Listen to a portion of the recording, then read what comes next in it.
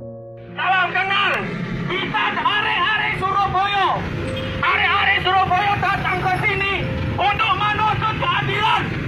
Laut kami akan dijual kepada oligarki. Semua PSN ini adalah hasil rekayasa Joko Widodo. Rempang, PSN Rempang yang dibungkus namanya Eco City, tapi yang dibangun adalah pabrik kelas, pabrik kaca, tapi dibungkus Eco City. Ini ditandatangani MOU-nya di depan Jinping dan Joko Widodo bulan Agustus 2023. Inilah Pak, tanaman kami Pak, kebun masyarakat kami yang dirusak Pak. Harapan satu-satunya anak-anak kami Pak di sini Pak. Semua hancur. Hancur tanpa belas kasihan Pak. Kami hanya meminta keadilan Pak, tidak lebih. Kami hanya menuntut atas hak kami sendiri Pak. Rakyat tertindas, trauma dan luka di balik proyek PSN Jokowi. Berapa? Pak Jantan, kami siap. Berapa? Mati-mati lah kami ini. Kami siap mati. Ini kampung kami. Jantan. Mau kami kau.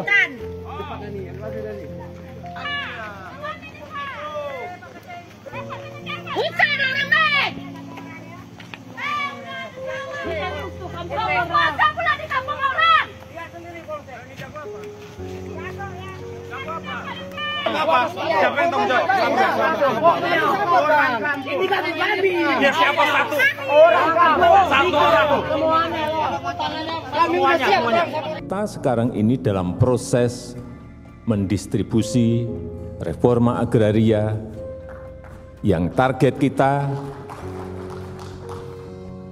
sudah mencapai 4,3 juta hektar dari target 12 juta yang ingin kita bagi. Kalau Bapak Ibu sekalian ada yang memerlukan lahan dengan jumlah yang sangat besar, silahkan sampaikan pada saya. Akan saya carikan, akan saya siapkan. Berapa? 10.000 hektar? Bukan meter persegi, hektar. 50.000 hektar. Assalamualaikum warahmatullahi wabarakatuh. Sobat RJ, pernahkah kalian merasa seperti tanah air ini bukan milik kita lagi? Seperti semua janji-janji manis hanya isapan jempol atau hanya sebatas angin lalu, kemudian meninggalkan luka yang dalam di hati rakyat kecil. Untuk itulah, mari kita bongkar bersama kenyataan pahit di balik ambisi proyek era Presiden ke-7, yaitu Joko Widodo, yang banyak menyisakan pilu di masyarakat yang terdampak oleh proyek ini. Kalian kalah dengan penjajah yang menjadi Indonesia. Masa pemerintah hadir rebutan tanah dengan rakyat? Bukannya kita kuat rakyat? Kalian ngomong. Rampok dan juga seperti itu tidak ada punya hak untuk masuk ke area ini. Tanah ini bukan milik negara. Di balik megahnya proyek strategis nasional atau PSN yang digadang-gadang akan membawa kemakmuran buat rakyat, faktanya di lapangan terdapat jutaan jeritan-jeritan rakyat kecil yang hingga kini terabaikan. Aparat apa ini? Kami nggak mau. Apa tidak berpihak pada rakyat? Saya tanya Bapak. Bohong yang mengayomi. Kami berpihak pada masyarakat kami sama. Perusahaan. Lihat ada perintah apapun. Bunuh kami. Bunuh kami. Tembak aja nggak apa-apa.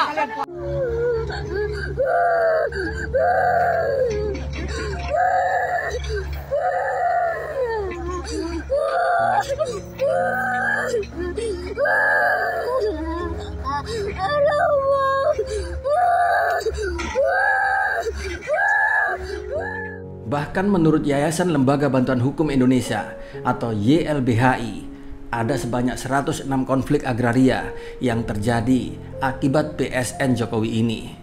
Lebih dari 800.000 hektar lahan tempat masyarakat untuk mencari nafkah lalu berubah menjadi medan konflik. Kepada Bapak Presiden yang terhormat dan kepada Bapak Tentara Nasional Indonesia, Kami seluruh masyarakat Rempang yang berada di 16 titik kampung tua ingin menyampaikan aspirasi kami kepada Bapak bahwa kami telah berjuang selama 1 tahun lebih mempertahankan kampung nenek moyang kami yang sudah turun-temurun kami diami. Tempat di mana temuni kami ditanam dan kami tidak mau kehilangan ruang hidup kami di Pulau Rempang. Bagi kami di sini tempat di mana tempat kami hidup dan di sini jugalah tempat kami mati. Pada hari ini kami semua masyarakat Rempang tetap meminta kepada Bapak Presiden dan Bapak TNI, hentikanlah pergusuran di Pulau Rempang. Tolak PSN Rempang Eco City. Tolak perampasan tanah dan wilayah. Tolak relokasi. Hidup perempuan yang melawan. Wassalamualaikum warahmatullahi wabarakatuh. Dan tak tanggung-tanggung, lebih dari 1 juta orang saat ini telah menjadi korban. Bukankah ini lebih mirip penjajahan daripada sebuah pembangunan? Mari kita ambil contoh di Kampung Tembesi Tower Batam. Warga di sana digusur demi membangun sebuah kawasan industri walaupun diberi opsi kompensasi. Tapi apakah uang yang mereka berikan bisa menggantikan tanah leluhur yang telah mereka pijak turun-temurun? Dan apakah janji-janji relokasi manusiawi cukup untuk menyembuhkan trauma akibat intimidasi aparat dan gas air mata yang berhamburan yang membuat mata anak-anak kecil akhirnya merah, bahkan ada yang sampai pingsan?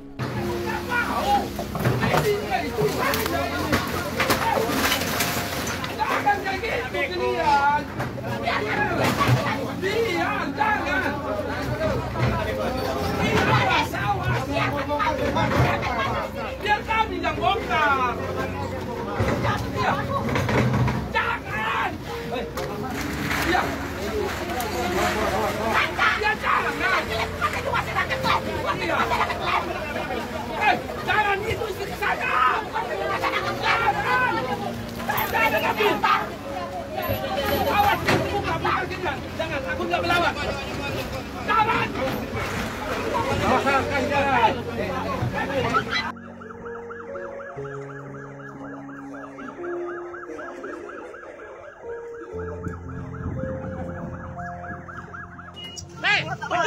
Berdua. Hei, berdua. Hei, turun. Hei. Lu preman lu ya? Woi, lu preman ya?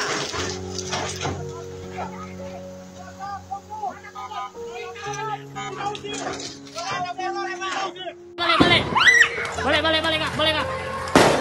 Cepat. Anak sekolah. Cepat, Pak. 3 menit kan. Rumah masyarakat. Cepat. Bawa. Rumah warga dulu. Sana dek. Situ dek. Ayo, cepat. Rumah warga dulu. Dan masih ingatkah kalian tentang tragedi Pulau Rempang yang hingga kini masih belum terselesaikan? Jeritan pilu masyarakat Rempang terus membahana bersautan dengan suara-suara bulldozer. Tempat para masyarakat adat dipaksa meninggalkan tanah nenek moyang mereka. Gas air mata pun dilepaskan tanpa ampun. Anak-anak yang tidak tahu apa-apa dan yang tidak berdosa terkena imbasnya. Mata mereka sakit, bahkan ada yang sampai pingsan. Betul-betul kami sedih. Dari awal 2023, di mana tidak ada keadilan untuk kami masyarakat Rempang. Di mana aparat-aparat semua datang membawa sempi, Pak. Ada 1.200 dari Brimob. Terus gas air mata dia bawa. 2023 ya? Iya, Pak. Saya, Pak, kalau ingat Jokowi sesak napas saya. Betul, sesak napas saya. Saya cuma berharap kepada Presiden terpilih Prabowo Subianto, tolonglah kami masyarakat Rempang di sini. Ini kami NKRI, Pak, Negara Kesatuan Republik Indonesia. Ini rakyat Bapak, tolong kami di sini, Pak. Seluruh Indonesia sudah dijajah dari dalam, Pak. Bapak dari pensiunan dari Kopassus. Tolonglah kami masyarakat Rempang di sini. Seluruh rakyat Indonesia tolong, Pak. Kami berharap hanya kepada Bapak.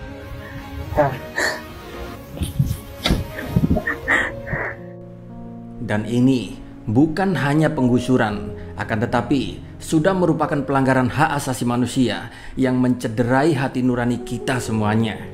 Lantas di mana letak janji reforma agraria yang digembar-gemborkan oleh Jokowi? Lalu apa artinya janji akan mengembalikan tanah-tanah kepada rakyat? Yang ada justru tanah-tanah mereka pada dirampas.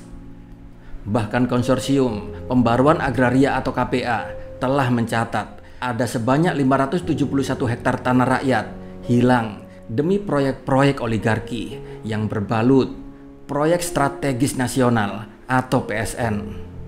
Reformasi yang sejati berubah menjadi reformasi yang palsu. Penguasa hanya menjadi alat untuk memuluskan jalan investor dan memperkaya para oligarki. Dan lebih parahnya lagi, banyak dari proyek-proyek PSN ini diduga menyimpan kepentingan pribadi. PSN seringkali dijadikan alat penguasa menjadi kedok-kedok bagi bisnis swasta, bahkan secara serius melibatkan elit kekuasaan. Dan apakah kita sebagai rakyat jelata hanya akan diam saja melihat segala fenomena yang terjadi saat ini? Menurut saya, jangan. Kita semua harus bangkit untuk menuntut keadilan, terutama bagi saudara-saudara kita. Sobat RJ semuanya, ini bukan soal tanah ataupun soal bangunan, tapi tentang sebuah harga diri. Bukankah konstitusi kita berkata, bumi dan air serta kekayaan alam yang terkandung di dalamnya dikuasai oleh negara untuk sebesar-besarnya kemakmuran rakyat? Lalu di sini, apa artinya kata-kata itu? Bila rakyat kecil terus saja disakiti, ditumbalkan, dijadikan sapi perahan pajak, dan sebagainya. Fakta-fakta di sini mengatakan kita semua secara mata telanjang melihat para rakyat jelata diusir dari rumahnya sendiri. Sementara para oligarki terus tersenyum lebar dan pengambil kebijakan pun terus memupuk pencitraan. Dan tidak bisa dipungkiri, sponsor-sponsor dari para oligarki menjelang pemilu juga menjadi salah satu alasan semua ini bisa terjadi. Deal-deal politik antara penguasa dan oligarki asal didukung dan bisa memenangkan kontestasi politik, maka segala proyeknya akan dilegalisasi dengan berbalut PSN. Dan ini sudah bukan rahasia. Dan sebagai mantan presiden, di sini mungkin Jokowi telah meninggalkan kursi kekuasaan, tapi trauma serta jejak kelam yang ia tinggalkan di hati rakyat kecil pun masih terus membekas hingga saat ini. Lalu akankah kita akan menjadi saksi bisu, atau kita harus bersatu menyuarakan keadilan dari saudara-saudara kita yang telah lama dirampas hak hidupnya? Akan tetapi, di sini seiring berjalannya waktu, kebenaran pun lambat laun pasti akan terungkap. Jeritan dan doa rakyat yang terjolimi pasti akan didengar. Namun tidak ada satupun media-media di tanah air yang menyiarkan hal ini. Hukum seolah porak-poranda, tajam ke lawan, tumpul ke kawan. Konstitusi diubah-ubah sesuai kepentingan. Undang-undang pun diciptakan demi kepentingan kelompok ataupun golongan. Dan masih belum cukupkah kita sadar akan fakta-fakta yang terjadi saat ini? Lihatlah di sana, jeritan rakyat nyaring membahana, disertai tangisan bocah yang melihat rumahnya dihancurkan. Coba lihatlah di sana, tangisan pilu ibu-ibu melihat tempat tinggal mereka dihancurkan. Dan lihatlah di sana, masyarakat berdarah-darah demi mempertahankan hak-hak mereka. Tapi siapalah mereka? Mereka hanya dianggap sampah tak berguna dan halal untuk disingkirkan. Sobat RJ, cobalah mari kita renungkan semua ini.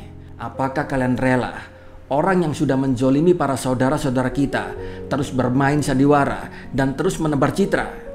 Mungkin mereka beranggapan rakyat hanya batu pijakan semata untuk meraih kekuasaan. Jadi tidak perlu ada janji-janji yang harus ditepati. Mungkin mereka beranggapan jerit tangis rakyat kecil lambat laun akan terkubur roda waktu. Tentu saja goresan perih di hati mereka terus akan membekas sepanjang masa. Pembangunan saat ini yang terjadi bukan lagi demi kepentingan rakyat, tapi untuk mereka yang sudah punya segalanya. Masa penjajahan yang telah kita lalui, tapi bekasnya masih meninggalkan perih yang mendalam. Sobat RJ semuanya, saya sangat menyesal dulu pernah mendukung orang yang bernama Jokowi. Mungkin saya juga punya andil dosa atas kerusakan bumi pertiwi ini. Maafkan saya, sobatmu ini. Wassalamualaikum warahmatullahi wabarakatuh.